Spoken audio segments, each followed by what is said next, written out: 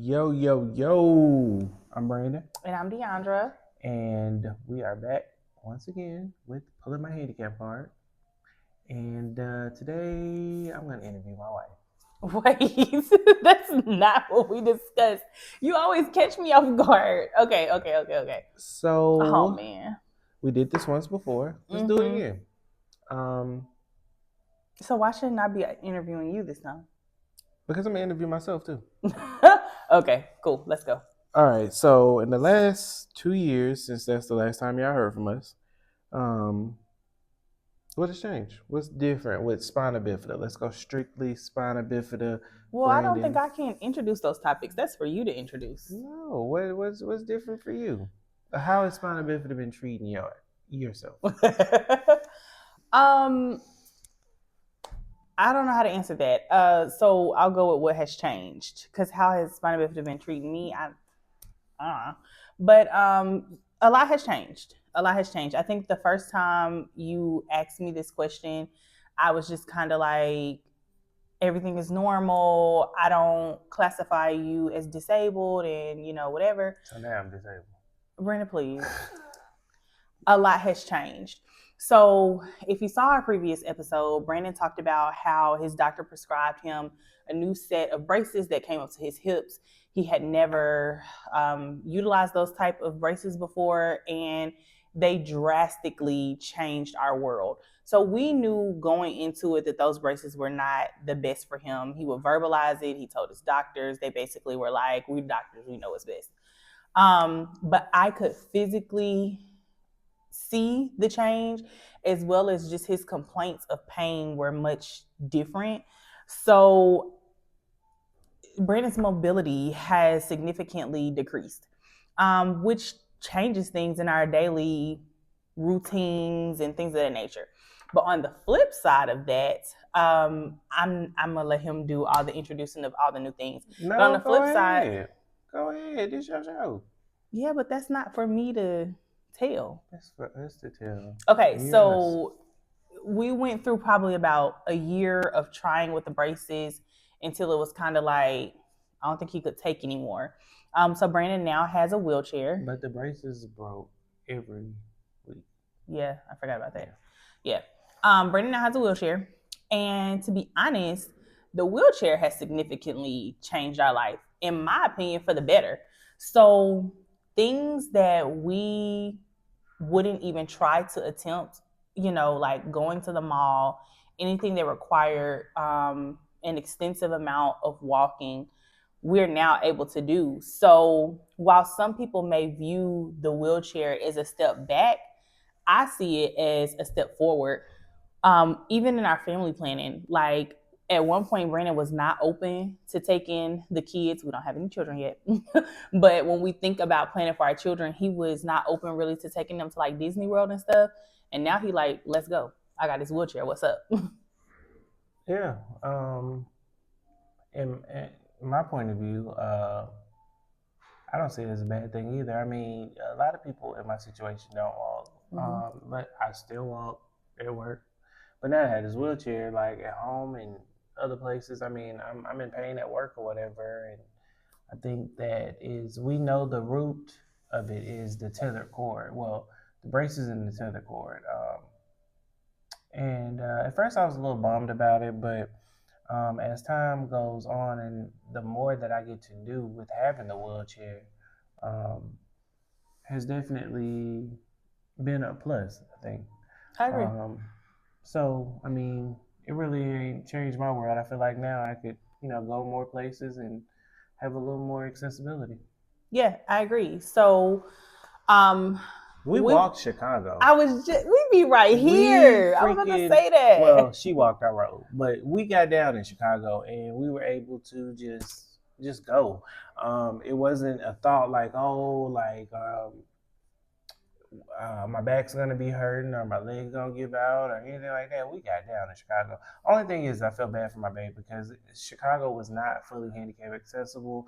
It was some times that she had to pull the wheelchair down and I had to walk down the stairs, or pick the wheelchair up and lift it up. So it was some difficulties, but I think overall it was all right. Yeah, and I would do it 1,000 times over for him. Like I didn't mind. I didn't complain. It wasn't painful. It wasn't, whatever. It was fine, and I would do it 1,000,000 times over because we got to experience something together, and he got to experience some things that we normally wouldn't even consider. But I want to take it just a step back. So, year 2 or 3, we were celebrating year 2 or 3, maybe 3 of marriage, and we went to Las Vegas. And I feel like Vegas was foreshadowing into the wheelchair because we rented motorized scooters to get around Vegas because there was a lot of walking. And Brandon said to me, okay, let me back up. We did not just rent a scooter for him. I rented a scooter with him because I just wanted him to feel comfortable.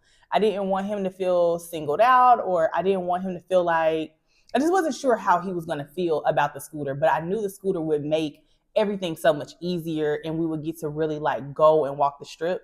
So to be inclusive and to just make my husband feel good, I got a scooter with him.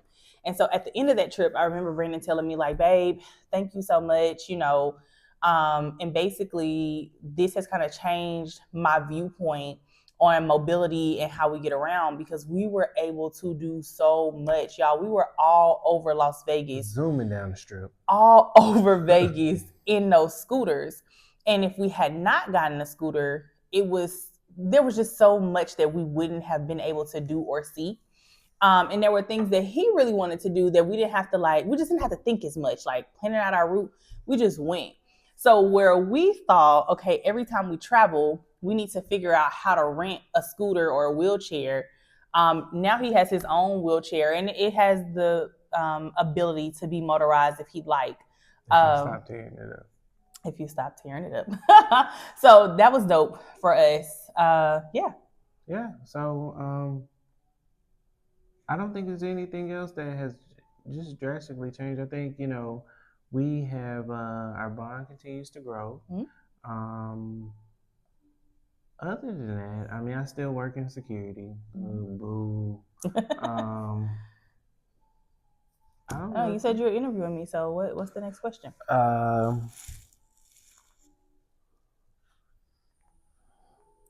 Has there been a moment that you have kind of been like, oh my God, I can't watch this? Yes. There's been a couple. So I'm going to start with, we went to Florida. I don't remember what for, but Brandon's dad lives in Florida, and Babe was experiencing a lot of pain, and his dad gave me some like cream, some cream to rub on his back. And me thinking that I'm being an amazing wife, I slather him down in cream. Like I rub his back, I put a little extra, I massage it in, I put some more, I massage it in. Like that wasn't a good idea. Definitely read the labels, read instructions. Brandon ended up being so sick. Like he had a fever. He was not eating. All he did was sleep, and he was literally roasting. And I felt bad because we were visiting his dad. So his dad's calling, his aunts are calling. Brandon has a big family down in Florida. And so now it felt like we didn't want to be involved with the family, or we didn't want to hang out or whatever. But of course, I'm right by his side, just trying to make sure he's okay. And then my dad and my grandmother had traveled with us. Luckily, they were kind of tired. So I didn't want them to feel like, well, dang, they just went to bed and don't want to show us around or don't want to do anything. But he was so sick and we couldn't figure out why. And then when I finally talked to his dad about it, and his dad was like, oh, I should have told you, you're only supposed to use like a dime size, no more than that. I felt awful because it took him a long time to recover from that. So I would say that was number one. That was kind of my fault. I inflicted, not really pain, or harm, but it was, anyways, I feel bad about it. Outside of that, I would say a situation that we're dealing with now is the doctors are wanting Brandon to have surgery on his tethered cord. I have never experienced that, but Brandon has, obviously. and he's telling me that it could be anywhere from a 14-hour surgery. He has so many hours that he has to lay still and can't move, or he makes the potential to be paralyzed greater. He's telling me that he would have to learn to walk again and go through rehab, and I just can't fathom. I don't know. I don't know that I'm ready for that. It's gonna be all right. It's gonna be all right. It's just gonna be, where we gotta do what we gotta do. Because if we do it, it's the chance of me relieving some of this neuropathy that I'm experiencing, and probably get me like walking back full time again. I don't know. I'm lying like a mother. Are you? I don't think I will be back walking again. Just the pain that goes with it.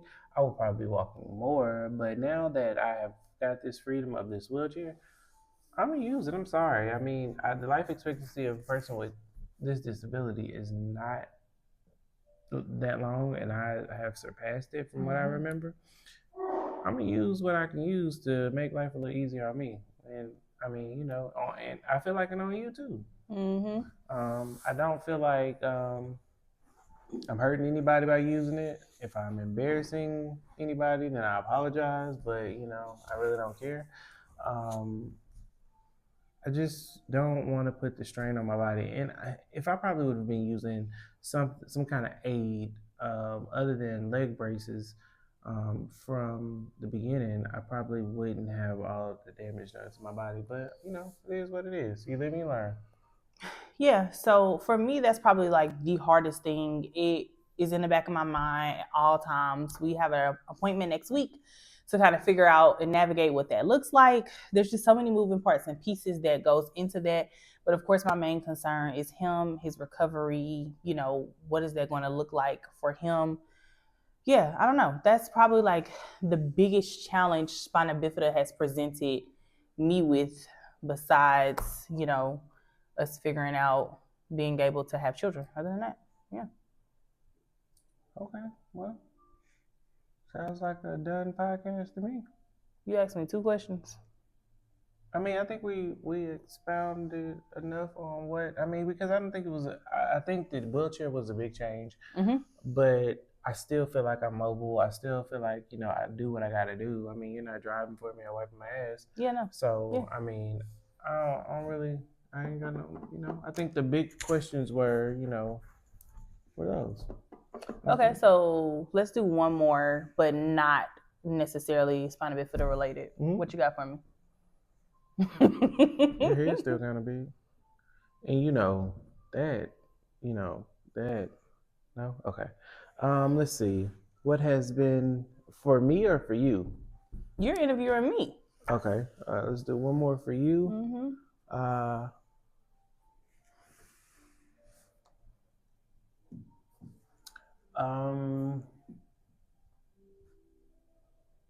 So give me a rating of being a husband. What has changed from then to now, as far as has it been a little more maturity? Has it been more like difficult? I mean, like what? Give me a rating. Okay. I would give you a strong 8.75. Okay. 8.75. So has anything like went down? No, definitely. I wouldn't say anything has went down. Like when I reflect on our marriage and where we are now, I mean, going into it, I obviously thought everything was wonderful and great, and whatever. I didn't know how we could get any better, but baby, we just keep getting better. And of course, we're not perfect, but I will say the traveling that we did, just I don't even know how to put it into words. Like we dance to the beat of our own drum, and we truly do marriage the way we want to do marriage. And that's one thing I really love about us. Like we don't allow the world to tell us how to operate in our marriage, and we move and shape was how it was going to be good for both of us. Mhm. So that's one thing that I really love that has not changed, but if anything has gotten stronger. I think we have learned each other so much more. I think one thing I was nervous about in the beginning was like, do I know you enough? You know, like what more can I learn about you? But I think I'm at the space now where I can finish your sentences. I know what you're thinking. I can look at your face and tell what's going on. I can hear the tone of your voice and know what's going on without you telling me. So no, I think things have just gotten better and better and better. And the only reason I say 8.5 is because we can always just get better and better and better. So has there been times where, I know we said one more question, but Whatever. has there been times where you have thought, hey, this might be too much for me? No. I mean, you can tell me like this. But you're talking about five people. Yeah, I'm being honest. You talking about the relationship or spinal bifida? Both.